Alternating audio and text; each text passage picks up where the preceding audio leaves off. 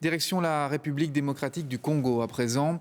Les résultats des élections présidentielles ont été publiés cet après-midi et c'est le président sortant, Félix Tshisekedi, qui a été déclaré vainqueur. Mais ces résultats, vous allez le voir, sont loin de faire l'unanimité. Louisa Gerdaoui, Benoît Feit. Avec plus de 13 millions de voix, soit plus de 73% des suffrages exprimés en sa faveur, le président sortant Félix Tshisekedi a donc remporté un second mandat à la tête de la République démocratique du Congo. Après l'annonce des résultats par la commission électorale indépendante cet après-midi, il s'est présenté face à ses partisans en rappelant ses engagements pour les 5 prochaines années. Retenez que la République démocratique du Congo est une terre d'espoir, une terre d'avenir. Nous avons toutes les raisons de réfuter la thèse de nos ennemis et de croire fermement et définitivement en notre pays. Mais cette victoire du président sortant intervient au terme d'un processus électoral fortement décrié par l'opposition.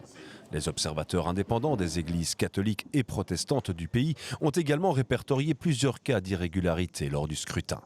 Sans surprise, des candidats déçus et des représentants de mouvements citoyens se sont donc rassemblés ce matin pour rejeter à l'avance les résultats de ces élections qu'ils qualifient de simulacres. Si un pays étranger aujourd'hui considère que ces élections étaient des élections, c'est qu'il y a un problème. Ou on ne respecte pas le peuple congolais, ou bien il y a un sérieux problème de conception de la démocratie.